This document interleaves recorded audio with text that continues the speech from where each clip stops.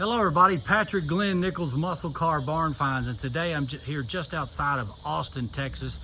Come to check out a really cool car. This is the way I like to find the cars. You know, all of us can find a car that's already restored, but we want to see the way they look before they were restored, when they were drug out of a barn, or how they looked, you know, when they were behind the house and hidden for 30, 40 years. This is the type of stuff that I like. I want to see the owner of this car. He wanted to see and purchase a car where he knew what he was investing in. And what we do have here is a true super sport 1970 Chevelle. Has quite a few changes and pretty tricky on some of the stuff, but it is a super sport car. It has some changes. It had a little fender bender here and there, but we'll go around this car. I will authenticate this car as a true 1970 Chevelle SS396 bucket seat 4-speed, a really cool color combo. Fathom blue with a blue vinyl roof, a black interior, really non-cal induction car, no gauges, idiot light gauge, but really cool car. So let's go. I'll show you what we have here. The car spent a lot of its life in California, and now here it is down here in Texas. I know we've talked before about the rust qualities of a car that's been in the desert in California or Texas. This car is showing up just exactly like we thought. Very solid car, very minimal rust for a car that's sat outside, you know, part of its life. But for a restoration project, you just don't get much better than this car here. So here we go. We'll start out with the front. Right off the bat, you can see that the car did take a lick. That is a Malibu grill. A super sport grill will be black through and through. You can see where it's scratching off and it's gray under the black. So that the grill has been changed. I do believe the bumper has been changed. The top bar and the driver's fender has got gold paint on it, so that has been changed. Passenger fender is showing up as correct. And let's lift the hood now and show you some of this stuff under the hood of this nice super sport hood. I know it doesn't appear nice to you, but you got to learn to look through the dirt and the crud. I mean, as far as solid, it is unbelievably solid. I don't think there's an ounce of rust in this hood. Really nice piece, and I'll show you that as we go. So a few little things that are tricky on the car. The F41 sway bar has been removed. Like I said, you can see the tie bar is for a late or 71, 72 model. The correct disc brakes is with the car. The power brake booster is dated the 153rd day of 1970. This car is a late car, second week of June. I do believe this car would have had squared stripes, being from the Arlington, Texas assembly plant. This car did not have cal induction, it did not have gauges, and it did not have an automatic. So that would mean the firewall would have no provisions in the firewall, and this car shows up dead on, and I will show you that there. No provisions in the firewall, and you can see the correct, which we call the nub for the 4-speed steering column, is in the car as well. Really nice firewall with some old Day 2 decals. You see the blue paint on this fender. A lot of times Arlington, Texas cars did have plastic inner fenders, maybe one. I've seen a lot with one metal and one plastic. We do have a metal on this side. I don't think this one has been changed, but I do believe the driver's side has the correct 700 and 701 with the blue bleeder. Brake calipers still are in place. And you can see the rest of the car as I pan around now through the engine compartment. You can see the car was equipped with N40 power steering, and the date, which I can't focus on now, the date on the windshield wiper motor does line up for a June car. Now we go down the driver's side. You can see that this fender, the SS, is a little too high, and there's no 396 revision, so that whole fender has been changed. And this door has been changed. This door here is a Malibu door, and you can see the hole for the Malibu right there, which shows and proves that door and fender has been changed. The car was equipped with an automatic transmission for a long period, but you can see the factory hole in the hump in the floor is still for a 4-speed factory 70 Chevelle dash with an idiot light dash.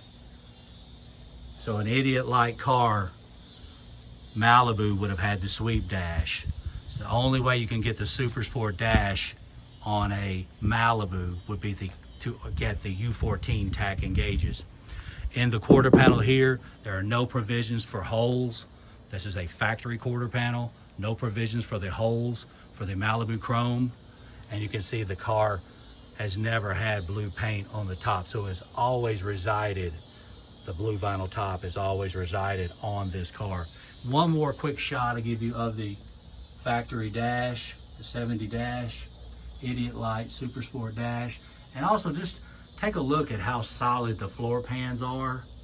You can see the provision for the back mount for the console and the bucket seats, and you see the Fathom blue paint in the floors. And that door that you're looking at now, the passenger door, that is the original door, and there's no hole for any Malibu Chrome on that side as well. And the back side and the rear panel, the rear deck shelf is just beautiful. Definitely a great car to restore. It's got its problems, it's got some issues like they all do, but I'm a fan of finding them this way. That way I know when I invest in the car what I will have in the ending result.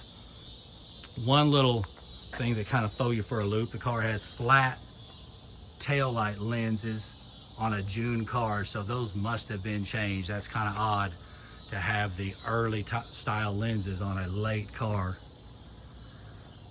Give you a few shots of in the trunk area. You can see it's had some quarter panel work here, and you can see where the stripes went under the vinyl roof, remnants of the stripes.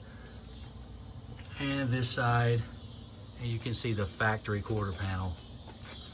These quarter panels have never been out of this car, and there's no provision for Malibu Chrome on the quarter panels. Car does have an incorrect 12 bolt in the car at the moment, but the owner will be locating a correct CCF or CCW 331 posi or 331 open. At this point, there's no way to determine whether the car was posi traction or not. No documentation exists as far as that is concerned. And whether the car was a Muncie M21 or M20, there's also no way to know at this point. The engine and transmission are gone. All right, here we are to the passenger side, to this door I was telling you about. You can see that is a Super Sport door. And if I could get good shots inside the quarter panel of where the Malibu Chrome would go, I would show you, but that's nearly impossible to achieve. All the seat belts in the car are dated correct to the car. They're all dated around the 18th or 19th week of 1970.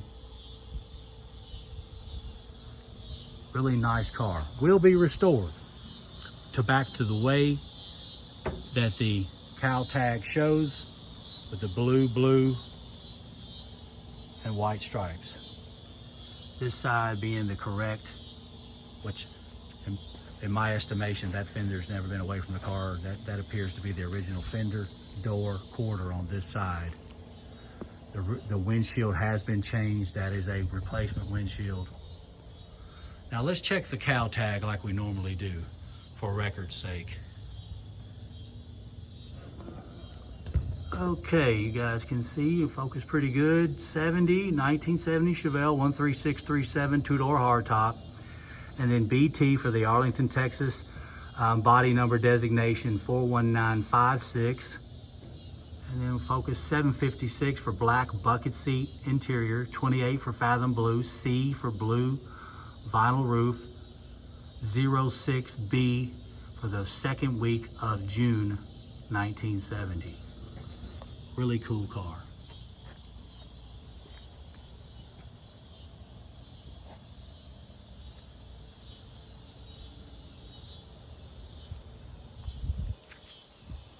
All four of the Super Sport wheels have been located for the car. They are not the ones that were born with the car.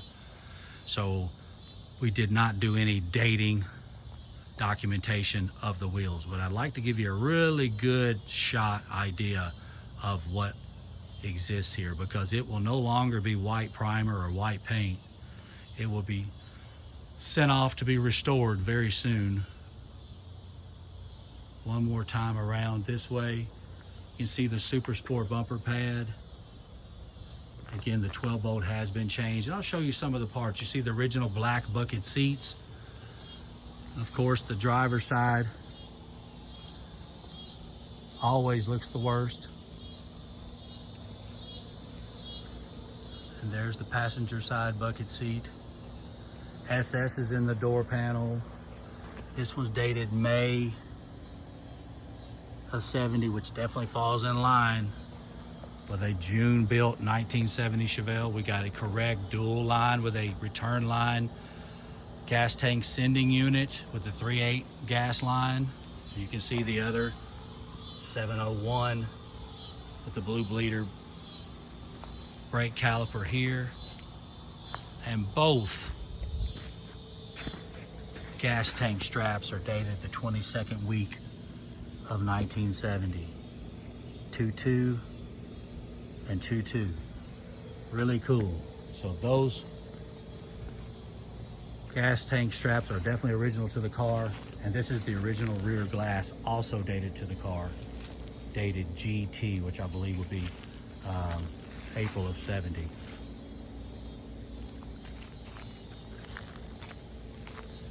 A lot of times I have those dates memorized, but I know GT is definitely in line. So I've owned a April car and a May car as well. So GT is very right in that wheelhouse.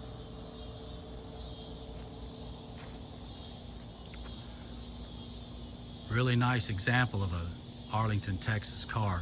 For sure, the owner is going to go back with the squared stripes because there's just so much evidence existing now of late Arlington, Texas built cars with the D88 option to have squared hood and deck stripes on the outer edges. And I do definitely recommend that he does so. You can see the old California plate right there, front and rear, where the car spent a lot of its life out there in the pretty much the desert, where these cars survive really, really well. I mean, that's where you want to find them. We all know the Northeast United States dominates as far as volume of muscle cars, but the place you really would like to find them is out there in the desert area of California, Texas, the Southwest. Great place to find a muscle car, and that's where this car spent the majority of its life. So that's why it's definitely desirable, and a desirable color combo as well. So it's really, really cool. So this will be going on to my social media pages, and I will be endorsing this car as a Super Sport 396 blue with black interior car built at the Arlington, Texas plant. I hope you enjoyed this video.